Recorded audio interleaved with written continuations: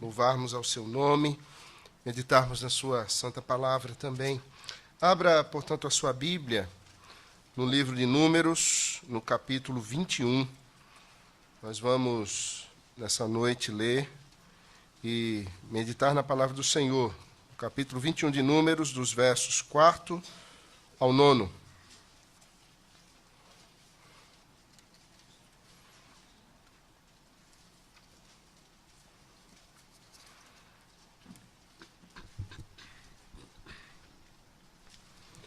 Números 21, verso 4 ao 9.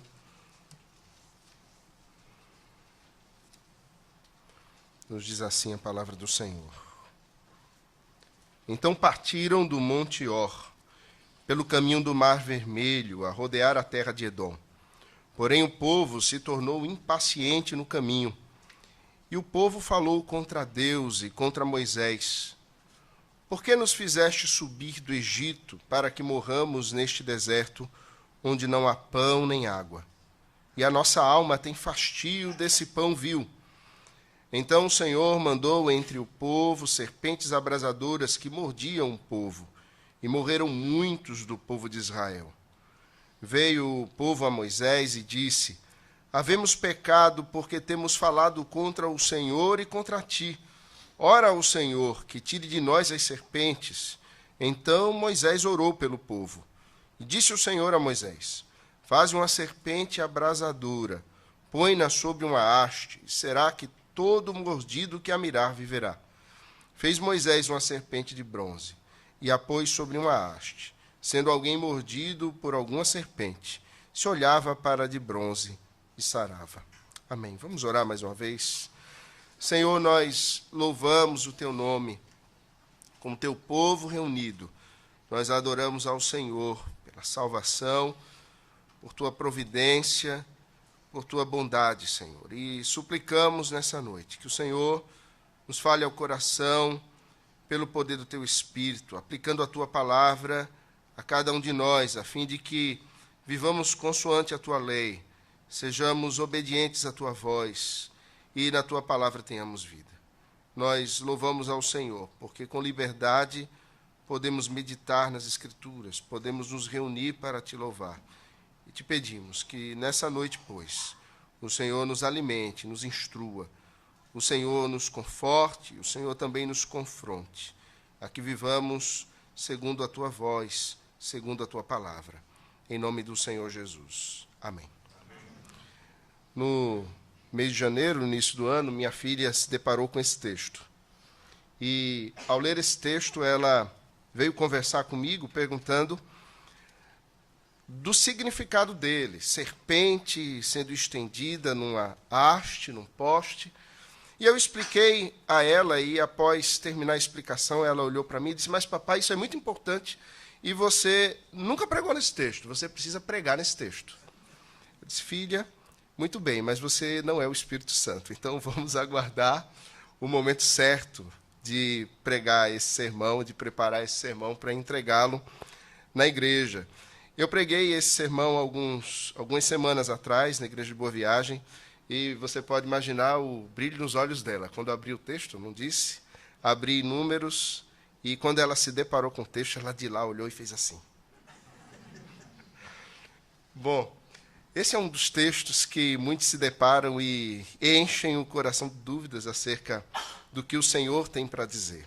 Na realidade, o livro de Números é daqueles livros que, quando nós que crescemos, como eu que cresci no lar evangélico, no lar cristão, e é obrigado a ler a Bíblia todo dia, eu acredito que alguns aqui viveram isso em casa, não é? Você viveu isso, né? Minha mãe não me deixava brincar, minha mãe não me deixava sair de casa, minha mãe não me deixava ver televisão antes de ler a Bíblia. E durante um tempo isso era um negócio chato. Eu não queria ler a Bíblia, eu queria jogar bola, eu queria andar de bicicleta, eu queria subir em árvore, eu queria estar como um moleque na rua. Era outro tempo, a gente vivia na rua, descalço. Tempo bom aquele. Mas mamãe dizia: não, você tem que ler a Bíblia. E, irmãos, é interessante, no meu coração irado e desafiador, eu passei a ler a Bíblia todo dia, mas eu li a Bíblia assim. Eu não lia na sequência. E um dia a mamãe, eu li. Então, vem me explica o que é que você leu. Eu não sabia o que tinha lido. Depois de uma boa surra, eu aprendi que tinha que ler a Bíblia do jeito certo. E dali em diante eu tinha que explicar todas as coisas à minha mãe. E me lembro quando cheguei no livro de Números. E Números começa com a contagem do povo, encerra com a contagem do povo. E eu dizia, não é possível, eu tenho que ler isso. Eu tenho que ler nomes e nomes, e números e números. O nome do livro é esse, porque justamente começa com o número daqueles que saíram e o número dos que entram na Terra Prometida. São 2 momentos em que o povo é contado diante de Deus, em que o Senhor mostra que tem cuidado com cada um daqueles que saíram e daqueles que passaram pelo deserto e estão a chegar na Terra Prometida. Apesar de muitos acharem que o livro de Números é um livro assim, enfadonho, um livro difícil de ler, ele, como todos os demais livros das Sagradas Escrituras, tem uma importância tremenda para a nossa vida. Ele se chama assim justamente por causa da frequência com que é mencionado o número dos filhos de Israel. Esse livro ele também traz algumas questões importantes. Ele apresenta o cumprimento da promessa de Deus a Abraão, mostrando que a sua descendência se tornou numerosa. É um livro que mostra a bondade, a graça de Deus e a providência de Deus de trazer da semente de um que já estava amortecido, como diz o escritor aos Hebreus, uma grande nação, um povo que é uma semente santa. Esse livro também vai relatar esse cuidado, como disse, de Deus, no capítulo 1, ao apontar aqueles que saíram do Egito, quando ao pé do Monte Sinai todo o povo é contado, e ao final do livro, 39 anos depois, esse povo é contado de novo, mostrando que o Senhor tem cuidado de cada um, mostrando a providência de Deus, de que o Senhor conhece cada um, e ninguém que tenha caminhado por aqueles 40 anos, ou aqueles 39 anos, entre a primeira contagem e a última contagem, passou desapercebido diante dos olhos do Senhor Deus.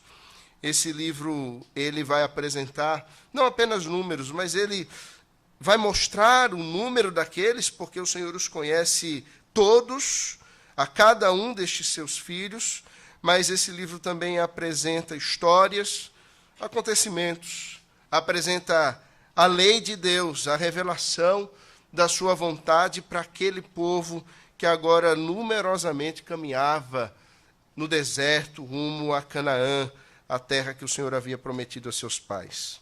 São histórias que relatam vitórias e que relatam também derrotas. São histórias que relatam vida, que relatam morte. São histórias de dúvidas, de castigos, histórias que mostram promessas e o cumprimento dessas promessas. Histórias aqui que mostram dias bons e dias maus, tristezas e alegrias. História de sangue derramado, de muito suor, de muita lágrima, numa caminhada difícil. Ao ver o livro de Números e chegar especialmente nesse texto que lemos hoje, eu penso nessa peregrinação do povo de Deus, nos nossos antepassados, os nossos pais que caminhavam no deserto até Canaã, as suas lutas, os seus sofrimentos, as suas dúvidas, a salvação que o Senhor Deus operou em suas vidas, e venho a pensar que a nossa vida tem muito mais a ver com a vida desse povo que caminhou nesse deserto, com os israelitas que saíram do Egito rumo à terra que o Senhor lhes havia prometido, do que nós costumamos pensar e podemos imaginar. Como nós temos a ver, como nós somos parecidos com eles e como as lutas deles se parecem com as nossas lutas. Ao olhar para o Antigo Testamento, nós vemos exatamente quem nós somos e como devemos ser transformados. E assim como eles viviam a expectativa da vinda do Messias, nós vivemos a expectativa da sua volta, do seu retorno. Como eles que caminhavam na expectativa, nesse episódio, de chegar à Terra Prometida, nós caminhamos dia a dia na expectativa de adentrarmos na terra prometida, no reino sempre eterno do nosso Senhor. Há um contexto nesse texto que lemos, que vai iniciar no capítulo 18, e se você puder, por favor, mantenha a sua Bíblia aberta para que possamos ver algumas coisas. No capítulo 18 e no capítulo 19 nós vemos, e eu disse que o livro apresenta leis, o livro apresenta histórias, o livro apresenta situações da vida do povo que havia saído do Egito rumo à terra prometida. Nos capítulos 18 e 19 são leis que são apresentadas. Os deveres, os direitos dos sacerdotes, a questão dos dízimos e como os levitas deveriam lidar com isso, a questão da água purificadora como uma prescrição, uma purificação daqueles que serviam ao Senhor. Nós vemos no capítulo 20 e no capítulo 21 agora essa alternância entre leis e histórias. Agora é uma história ou algumas histórias que mostram dias maus, dias difíceis. A morte de Miriam. Com o episódio da morte de Miriam, nós vemos Moisés, num dia difícil da sua vida, ao ser questionado pelo povo, não ouvir e obedecer exatamente à voz de Deus, mas ao invés de falar à rocha, ele fere a rocha, e isso lhe é imputado como culpa, e esse é um dos motivos pelo qual ele não entra na terra prometida, ou ele não entra em Canaã. Nós vemos nesse contexto, na sequência, até chegarmos no texto dessa noite, no capítulo 20, o episódio que vai trazer exatamente o contexto, que vai trazer exatamente a situação que eles estão passando no texto que lemos. Eles estão para continuar na caminhada e eles pedem passagem a Edom. Eles querem passar pela terra dos edomitas, era uma terra mais fácil de se caminhar, era uma terra onde havia mananciais, era uma terra onde a estrada era mais tranquila, e eles pedem passagem porque Edom era um parente próximo. Edom era descendente de um parente próximo, Esaú, irmão do seu pai Jacó, e Edom proíbe, Edom nega a passagem àquele povo, e eles insistem, mas eles são levados a dar uma volta maior, uma volta difícil, por fora da terra de Edom, por um terreno difícil de se caminhar, e por isso eles estão praguejando no texto do capítulo 21 que lemos. No capítulo 21, ainda antes da sequência, há um interlúdio aqui, onde um rei cananeu, o rei de Arade, que habitava no Neguebe, ele peleja contra Israel e ele sequestra vários dos irmãos, vários dos filhos de Israel, vários dos israelitas são sequestrados por esse rei. Então, há um abatimento, irmãos. Você consegue imaginar o contexto? A morte de Miriam, Moisés fere a rocha ao invés de falar a rocha, há uma negativa por alguém que poderia ser favorável a eles. Há agora um rei ímpio que sequestra os filhos de Deus, e há um abatimento, há um desânimo, há uma angústia no coração, e eles agora são levados a dar uma volta maior.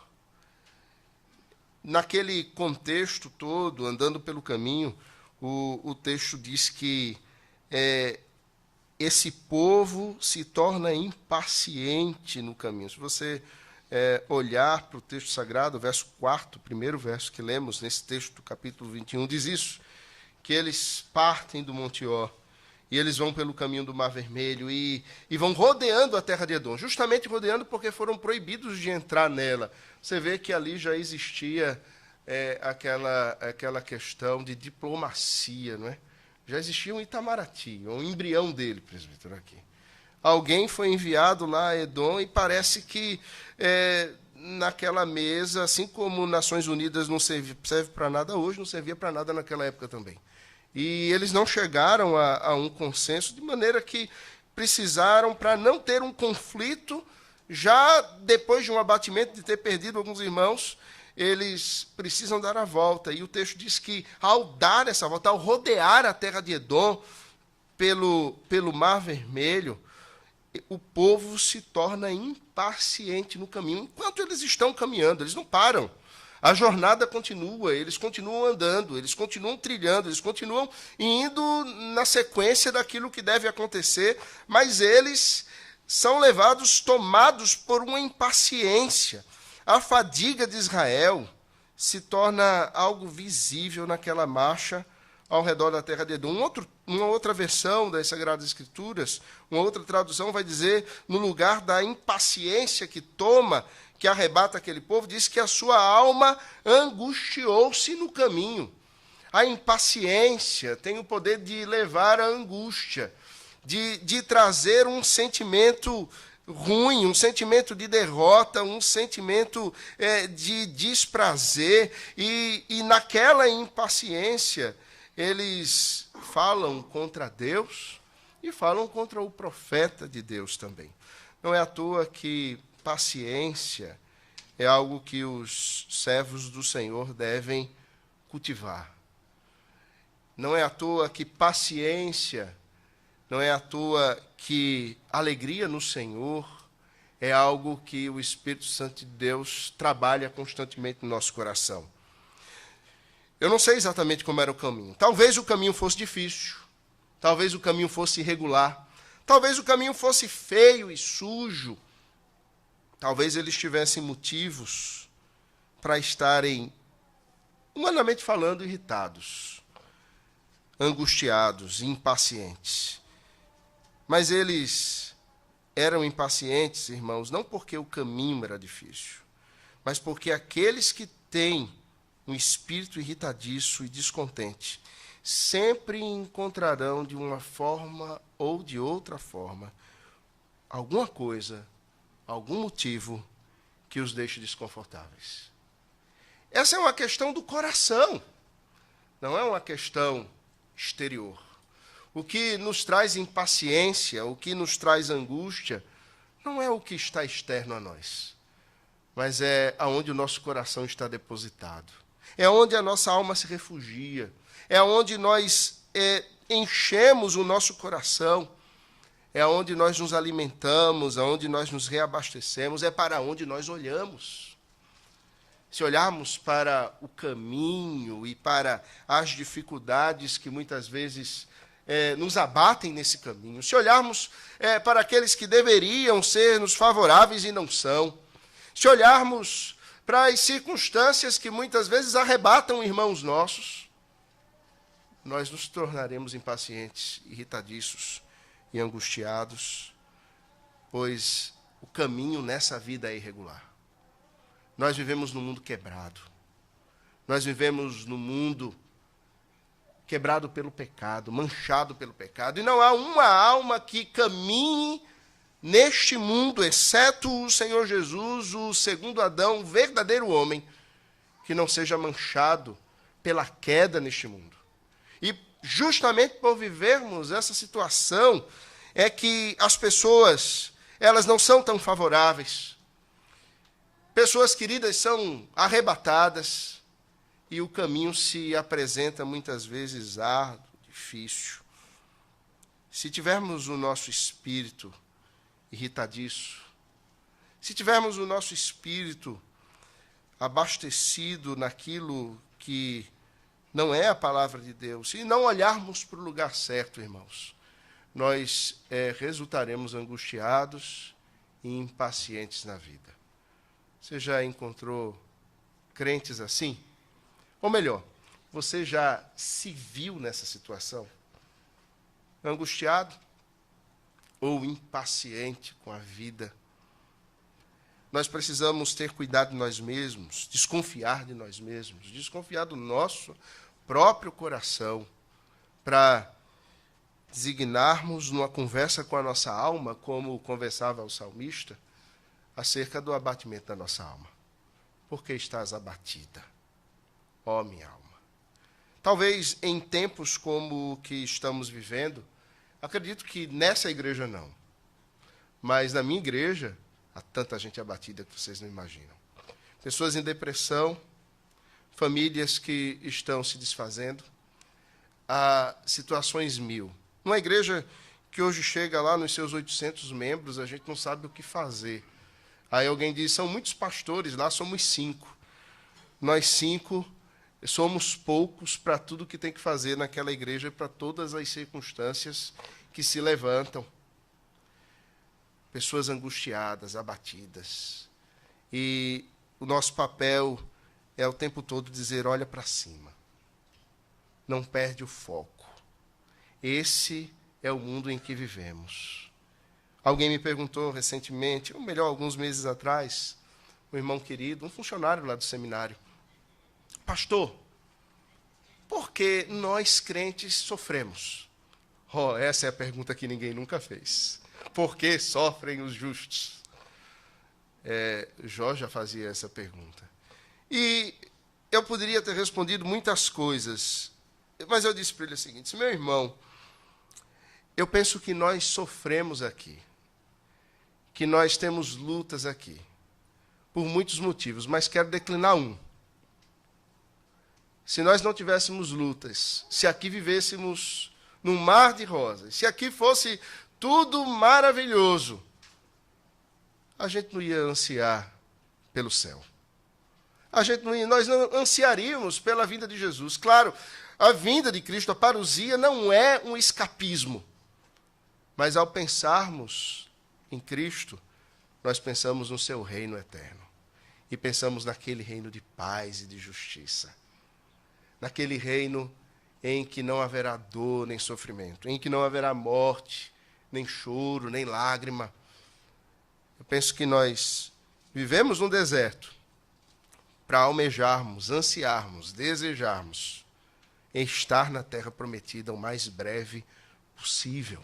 O mais breve possível. Penso que, no momento de lutas, esse deve ser um dos ímpetos a tomar o nosso coração e nos tirar da impaciência e da angústia, e nos motivar a continuar na jornada. Eles, como dizia em primeiro lugar, se tornam impacientes no caminho. Motivos que o texto não apresenta, mas que certamente estavam presentes ali na situação que eles viviam. Em segundo lugar, a impaciência os leva a uma descrença e a murmurações, mesmo enquanto caminham.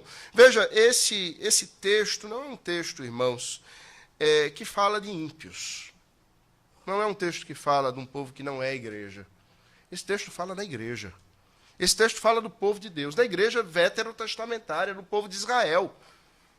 Não está falando aqui de pessoas que não estão na jornada, não, eles estão na caminhada rumo a Canaã.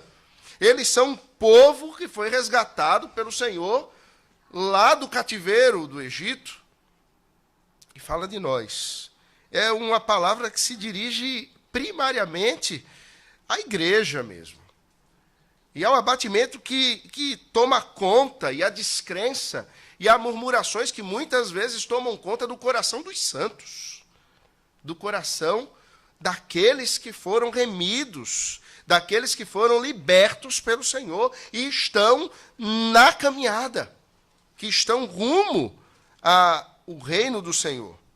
A descrença e a murmuração se instala em meio a essa impaciência e angústia no meio do caminho. E embora já tivessem obtido vitórias, a vitória de sair do Egito da maneira como saíram, de atravessar o Mar Vermelho da maneira como atravessaram, e de todos os dias acordar com a providência de Deus estampada no chão à frente de suas tendas, com a providência de Deus estampada ao olhar para cima numa nuvem que os cobria ou numa coluna de fogo que os aquecia e cobria à noite, ao acordar todos os dias e ao abrir da tenda os seus olhos, se deparar com a casa de ouro, com o tabernáculo que estava presente no meio das tribos de Israel. Isso já era motivo suficiente para a alegria encher os seus corações. Mas embora eles tivessem tudo isso, embora eles experimentassem a providência de Deus, o cuidado de Deus, a palavra de Deus na revelação das leis que Deus lhes concedia, apesar de terem pão, e nunca ninguém ter morrido de sede naqueles 40 anos. Eles praguejavam. E veja, irmãos, como a impaciência, a angústia, leva a descrença e a murmuração contra a própria santidade de Deus. O povo fala, em primeiro lugar, contra Deus. Em segundo lugar, contra Moisés. E o texto vai apontar que eles começam a questionar Moisés e a dizer que eles não têm pão, nem têm água. Mas eles tinham pão e tinham água. O pão estava lá todos os dias, eles não colhiam trigo, eles não queimavam os fornos, eles não amassavam a massa, eles não produziam seus pães, porque na sua santa e bondosa providência o Senhor lhes concedia o que haviam de comer todos os dias. Mas eles dizem, nós não temos pão. Eles acabavam de sair do episódio, no capítulo 20, em que Deus faz brotar água do meio de uma rocha no deserto, e a sede deles lhes é saciada. Mas eles estão dizendo, nós não temos água. E eles chegam agora a praguejar contra a providência de Deus, quando diz, e a nossa alma tem fastio. E eu imagino ali, eles apontando para o maná, e dizendo, a nossa alma tem fastio desse pão vil. Como a impaciência leva à angústia, e leva à descrença, e leva à murmuração, e leva ao praguejar contra a santidade de Deus. E eles ali estavam falando contra uma figura do Antigo Testamento do próprio Senhor Jesus, o pão vivo do céu. Eles estavam apontando e dizendo que a alma deles não desejava aquele pão que Deus lhes concedia todos os dias, que simbolizava o pão providente de Deus para saciar toda a fome humana na pessoa bendita do Senhor Jesus. E Jesus mesmo se revela como esse pão que desce do céu, quando ele diz que ele é pão que desceu do céu. Ele é o verdadeiro maná. Mas no praguejar, eles perdem a visão. Eles falam do que não entendem. Eles tornam coisas santas em coisas comuns. É interessante, no capítulo 8 do Evangelho de Marcos, algo semelhante acontece. Jesus havia multiplicado os pães 2 vezes. 2 vezes. Os discípulos acabaram de se alimentar dos pães que Jesus havia multiplicado e dos peixes que ele havia multiplicado também. E eles tinham visto não só aquilo alimentar toda a multidão 2 vezes, mas haviam percebido as sobras, o sobejar, a bênção abundante do Senhor. Mas eles entram no barco com Jesus e Jesus percebe que eles estão discutindo. E Jesus se aproxima e eles olham para Jesus e dizem assim, nós estamos discutindo uma coisa, é que nós não temos pão. Eles iam fazer uma travessia num lago, chamado Mar da Galileia, de um lado para o outro. Irmãos, humanamente, ninguém morreria de fome de um lado para o outro ali. Mas eles estão preocupados em ter pão, apesar de terem comido pão abundantemente ali. E terem aquele que multiplica os pães presente no barco. Eles dizem, nós não temos pão, essa é a nossa queixa. E Jesus diz, mas como assim, vocês não viram? Vocês não ouviram? Vocês não consideram? Vocês não percebem o que vocês estão fazendo? Vocês não veem quantas vezes eu alimentei, quantas pessoas eu alimentei e quanto sobrou na primeira multiplicação e quantas pessoas eu alimentei e quanto sobrou na segunda multiplicação? E eles sabiam, eles diziam, sobrou tanto. Vocês ainda não entendem? Jesus encerra o texto em Marcos 8 dessa forma. O povo é o mesmo, os tempos passam, mas o coração que não está refugiado no Senhor e na sua providência, vai continuar praguejando e constantemente reclamando, e não vai se aperceber da providência e das bênçãos maravilhosas do Senhor na vida. Os discípulos foram assim, e assim era também esse povo no deserto. Eles tinham pão e água, mas eles detestavam, não o pão e a água que o Senhor lhes dava. O problema aí, queridos, não era o maná. O problema não era a água que saía ou que o Senhor providenciava nos momentos de dificuldade. O problema é que eles detestavam depender de Deus. Esse é o problema. Eles queriam ser senhores da sua própria vida. Eles queriam ter os seus próprios pães e ter a sua própria água. Depender de Deus, que dava o pão diariamente, ou que dava água na necessidade, era demais para eles. Depender de Deus é algo que nós precisamos aprender a viver. Nós dependíamos de Deus no Éden e éramos felizes. Dependíamos do que Ele havia plantado lá para vivermos. E dependíamos de Ele descer toda tarde para nos preencher. Até que a serpente sugere: vocês não precisam disso. Lancem mão daquilo que Ele proibiu. Comam do fruto que Ele disse que vocês não devem comer, porque vocês serão como deuses. Ou seja, vocês serão senhores de si mesmos, senhores das suas próprias vidas. E, irmãos, desde então nós lutamos para sermos os senhores. E detestamos ser os servos. Nós lutamos para nos autodefinir. Lutamos para nos auto-orientar. E jamais conseguiremos ser autodefinidos ou auto-orientados. Porque dependemos da revelação de Deus para sabermos quem somos. E dependemos da revelação de Deus para saber aonde vamos. Nós dependemos de Deus para viver. Eu tive a minha 4ª filha essa semana. E um médico disse na sala de cirurgia: eu corto o cordão umbilical sempre, doutor Manuel. Entro, estou lá, gravo. Usar barba é para os fortes. E eu uso barba para estar lá. E um médico disse assim: mas você já é experiente, já é a 4ª. Eu digo: doutor, cada um que nasce, eu me maravilho com a providência de Deus. Porque como sai perfeito. Nós sermos capazes, irmãos, de olharmos a providência de Deus nos detalhes, nos cuidados do Senhor, nas questões mínimas.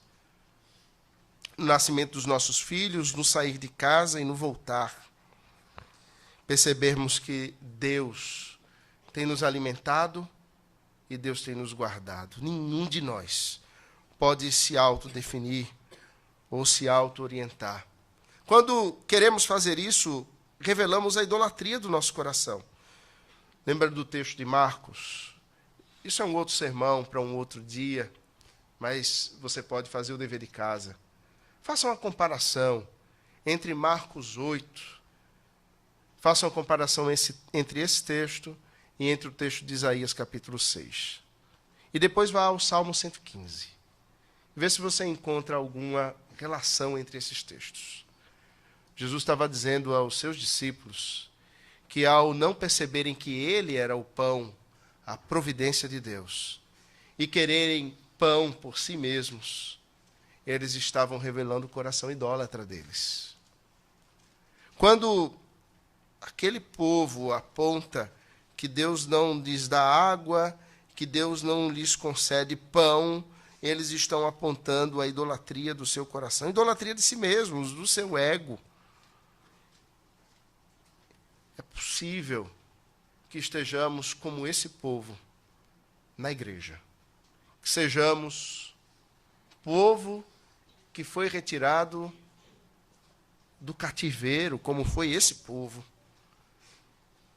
Pode ser que experimentemos a providência de Deus como esse povo experimentava. E pode ser que, mesmo assim, sejamos idólatras. A idolatria exposta nas paredes é a mais óbvia que existe. Mas há uma idolatria que está entranhada no nosso coração e na nossa alma, que, exceto em ocasiões bem específicas, Só o Espírito Santo de Deus vê. São os motivos que nos dirigem. São as moções da nossa alma que faz com que nós nos movimentemos e hajamos, corramos. O porquê acordarmos cedo de manhã. Se as nossas motivações e desejos não estiverem na glória de Deus, no serviço ao Senhor, nós tornamos comuns as coisas sagradas e temos deuses ou ídolos no nosso coração que precisam ser destruídos. Calvino falava sobre isso e, para citar esse pastor, ele dizia: o coração do homem é uma perpétua fábrica de ídolos. É uma perpétua, constante, diária. E nós precisamos lutar com a nossa própria alma. Em terceiro e último lugar, por causa disso, Deus envia serpentes abrasadoras. Olha, o deserto já era cheio de serpentes. Deuteronômio, capítulo 8, verso 15, diz isso. Era um deserto de escorpiões e de serpentes. Elas já estavam lá. E eles não se apercebiam de uma coisa. Essas serpentes só não avançavam contra o povo de Deus, porque a mão protetora do Senhor estava sobre eles. No momento do praguejar, no momento de auto se definir, no momento de dizer que a providência de Deus não lhes basta, Deus retira a sua mão protetora e permite que eles experimentem a realidade da vida sem a evidente proteção de Deus.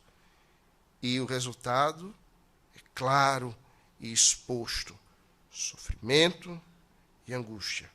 É interessante que o autor sagrado ele faz um trocadilho. Quando ele diz que eles não têm água, o texto dá a entender assim, que nós vivemos abrasados no sentido de a nossa língua seca.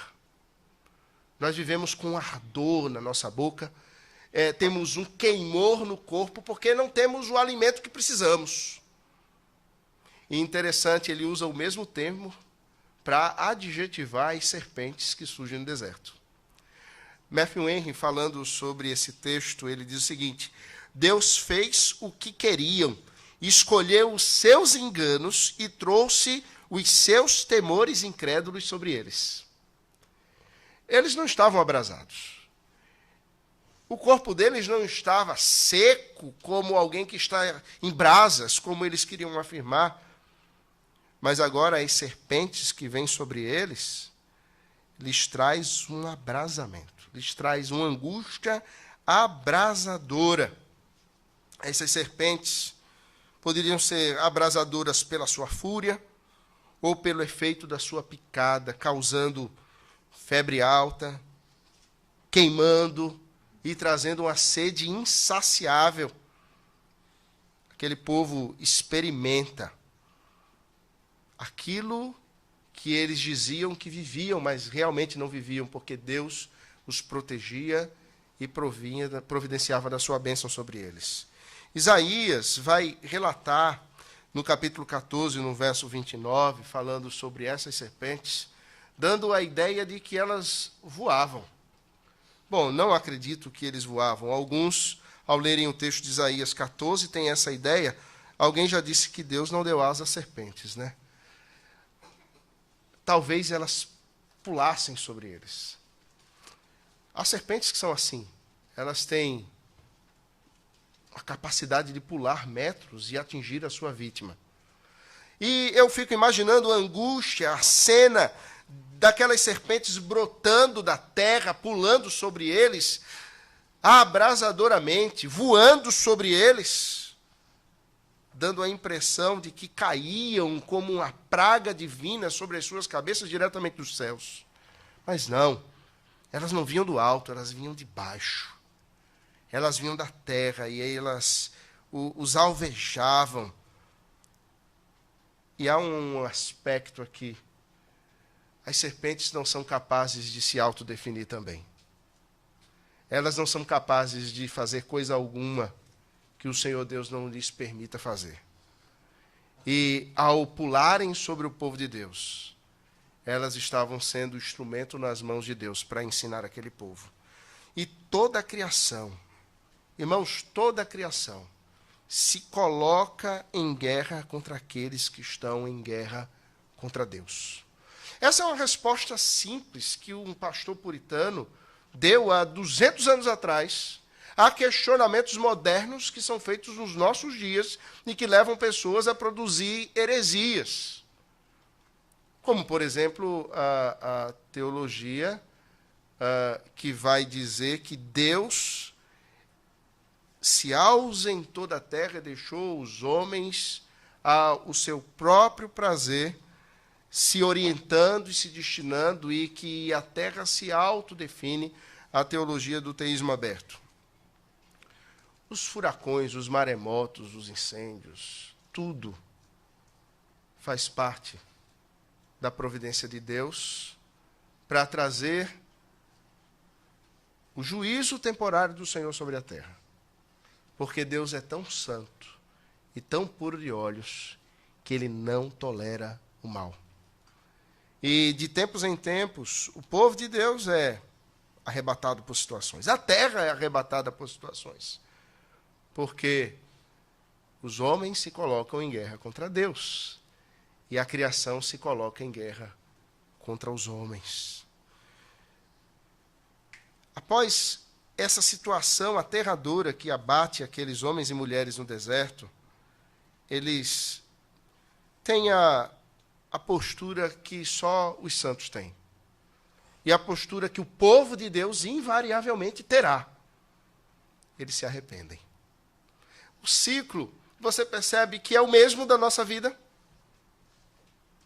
Olhamos para as circunstâncias e dizemos, não, Deus não é tão providente quanto deveria ser. Não, Senhor, as coisas não estão tão boas como eu gostaria. Não, Senhor, tu bem que poderia fazer melhor do que estás fazendo, Senhor. Eu não estou satisfeito. A impaciência toma conta, a angústia toma conta, começamos a praguejar. O ciclo é o mesmo. Deus, como um pai, vem e disciplina os seus filhos. Deus, como um pai, pela sua graça, misericórdia, vem e nos disciplina porque somos seus filhos. E assim como aquele povo coube o arrependimento, a nós só cabe o arrependimento. Veja, eles chegam no verso 7 e eles dizem, havemos pecado, porque temos falado contra o Senhor e contra ti. Eles apontam exatamente qual é o pecado deles. Não é algo no ar, não é algo genérico. Nós pecamos, não. Nós pecamos contra o Senhor e pecamos contra ti. Eles se arrependem especificamente por aquilo que haviam feito. E eles pedem, orem por nós, ore por nós. Moisés, como um tipo de Cristo, se apresenta como um intercessor, como um tipo de Cristo que é questionado, sofre o praguejar do povo, ele intercede pelo povo, pela igreja, ao Senhor Deus. E o Senhor fala com Moisés e traz uma orientação. Você vai fazer um símbolo, você vai fazer um objeto de metal que simboliza a dor deles. Você vai fazer uma serpente abrasadora. Você vai estender essa serpente no poste, para que todos vejam. E quem para ela olhar, viverá. Eles agora eram obrigados a ver a sua culpa, a ver o seu pecado estampado diante dos seus olhos, mas diferentemente daquilo que vinha sobre eles, brotando da terra, pulando sobre eles, agora os seus olhos sairiam daquele plano terreno, não olhariam mais para baixo, mas eles deveriam erguer os seus olhos e, olhando para o alto, eles veriam aquilo que lhes causava dor. E ao olhar para aquele objeto, eles ficariam curados. Deus poderia, irmãos, ter-os curado imediatamente. Deus poderia ter feito uma chuva, Deus poderia ter mandado Moisés fazer todos se prostrarem de joelhos e orarem. Deus poderia ter mandado eles se banharem ou passado alguma pasta de figos na mordida. Não, Deus não faz nada disso, porque aquela era uma oportunidade de evangelizar o coração do seu povo. E Deus, Ele cria oportunidades em que o nosso coração é constantemente evangelizado.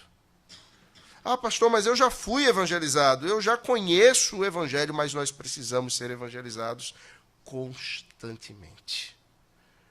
E nas circunstâncias que vivemos, nas situações em que entramos, em que muitas vezes saímos daquela postura que deveríamos ter como povo liberto, nós somos levados a experimentar o abrasamento do pecado. E é nesse momento que o coração do servo de Deus é humilhado em arrependimento. É nesse momento que o coração humilhado do servo do Senhor é evangelizado pelo Senhor. Aqueles que estão no caminho, sim, são libertos da escravidão. Sim, eles não vão ser mais escravos no Egito. Eles não serão mais escravos do pecado, mas eles ainda vivem em corpos que sofrem a consequência do pecado. A depravação total ainda nos alcança, portanto, precisamos sim sermos evangelizados todo dia. Ao olharem para cima, eles estão fazendo ou representando algo que toda a humanidade faria depois. Como diz o evangelista João, no capítulo 3, no verso 14, no verso 15. Assim como a serpente de bronze foi levantada no deserto, o Senhor Jesus disse: importa que eu também seja erguido. Assim como aqueles homens tiveram que olhar para o alto, para um poste, e verem ali o seu pecado, o resultado da sua impaciência e do seu praguejar contra Deus erguido.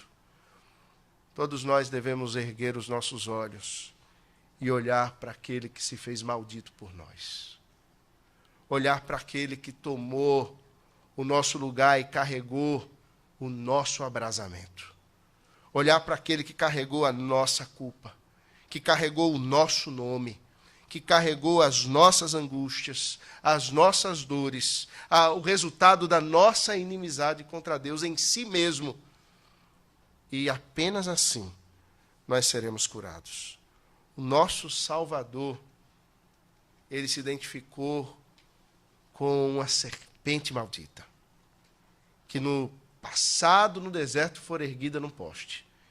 E assim como ela, ele seria erguido, para que todos quantos olhassem para ele fossem curados. Irmãos, esse é um ato que aconteceu em nossas vidas em algum momento. Olhamos para a cruz, sim, olhamos para a cruz e nós tivemos como que escamas caindo dos nossos olhos para que o evangelho raiasse no nosso coração e fôssemos curados. Isso aconteceu. Mas a jornada não pode acontecer sem olharmos continuamente para essa cruz. O que impede que nos degladiemos? A cruz. O que impede que nos entreguemos aos desejos que militam na nossa carne? É a cruz. O que nos leva a continuarmos na caminhada, irmãos? É a cruz.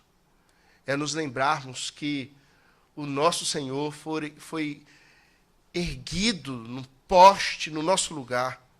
É lembrarmos que Ele carregou a nossa dor e nos prostrarmos diante dEle.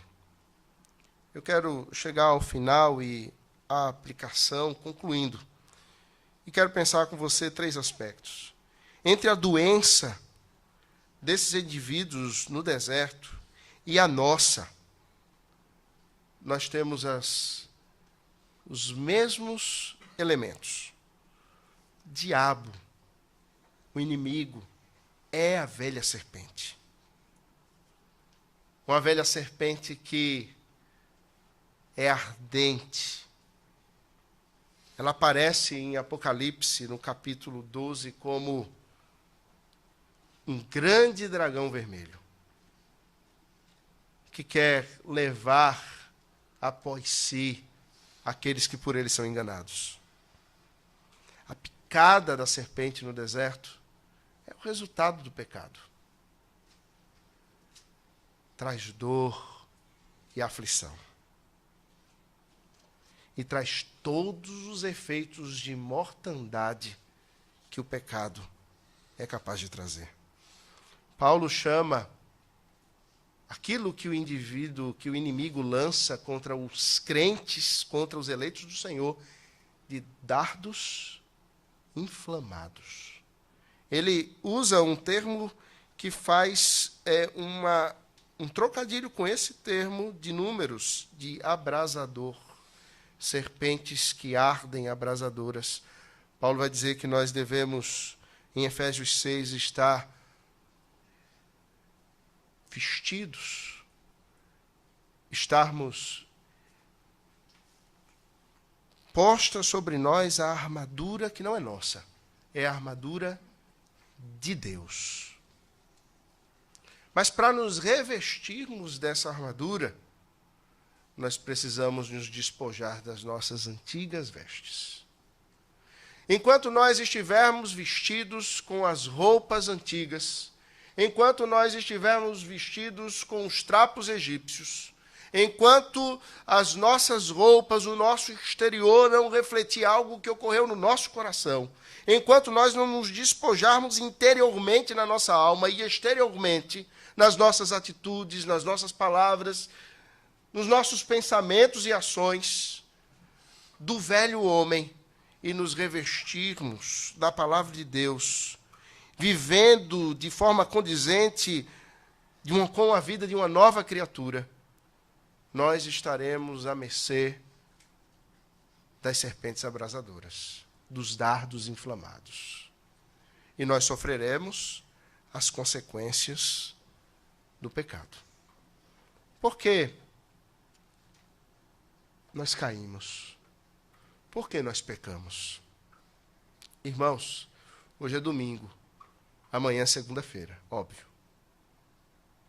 Vamos pecar amanhã. Infelizmente, essa é a trágica certeza que temos. Por quê? Nós amamos o Senhor. Nós queremos a glória do nosso Deus. Nós queremos nos parecer com o nosso Senhor Jesus. Nós queremos ser como Ele. Mas como Paulo nós dizemos, miseráveis homens que somos, quem nos livrará do corpo dessa morte? Nós precisamos ir dormir clamando ao Senhor que nos livre de pecar contra Ele. E precisamos acordar de forma consciente, nos despojando do nosso pecado e nos revestindo da armadura de Deus. Senão, a impaciência tomará conta. A angústia chegará ao nosso coração. O praguejar terá lugar na nossa alma e chegará à nossa língua. E nós pecaremos contra o Senhor e pecaremos uns contra os outros. Mas há o aspecto da cura. Entre a doença deles e a nossa, todas essas questões, mas entre a cura deles e a nossa.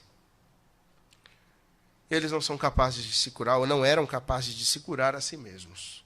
Não havia remédio humano que lhes curasse daquela morte. A morte era certa. Não há nada que nos cure, irmãos. Não há nada, humanamente falando, que possa nos tornar melhores. A única coisa capaz de livrá-los da morte certa foi o arrependimento, a confissão de pecados e levantarem os olhos para o madeiro. A única coisa que é capaz de nos livrar da morte é o nosso arrependimento, a confissão dos nossos pecados e o levantarmos os olhos para o madeiro. Precisamos caminhar observando a nós mesmos e dizendo: Senhor, vê se há em mim algum caminho mau e guia-me pelo caminho eterno. Senhor, me livra de mim mesmo. Me livra do meu pecado. Me livra da minha inclinação para o mal. Torna-me santo como o Senhor é santo. E faz com que os meus olhos estejam fitos no autor e consumador da minha fé, que é o Senhor Jesus. A cura que se segue à doença e a aplicação do remédio a eles e a aplicação do remédio a nós. Que coisa ilógica. Vocês foram picados por serpentes, vão olhar para uma serpente de bronze e vão ficar curados. Isso não é científico. Isso não é científico. Isso seria motivo de pilhéria se levado a qualquer consultório médico. Mas requer fé. Não era científico, não era humano, era divino e extraordinário. Requeria que eles crescem. E eles creram. E eles olharam. E eles tiraram o foco daquelas serpentes que os picavam para olhar para aquilo que o Senhor lhes ordenara fazer. Eles olharam e eles creram. O escritor aos Hebreus, no capítulo 12, vai dizer que se crermos, não pereceremos. E pela fé é que olhamos para Jesus. Se crermos, não pereceremos. É pela fé que olhamos para Jesus. Se você precisa de fé em meio à impaciência que brota nessa vida, se você precisa de fé em meio à angústia desse mundo caído, clame por fé e o Senhor dará. Se você precisa se despojar de si mesmo, isso é algo que eu não posso fazer por você. Mas que você, motivado, movido, habilitado pelo Espírito Santo, pode fazer em sua vida. Isso se chama santificação. Se você tem vivido e olhado para o caminho e achado ele tão difícil, se parece que não tem jeito, o Senhor vai dizer em Isaías capítulo 45, verso 22, e eu quero encerrar com a leitura desse texto. Isaías 45, verso 22.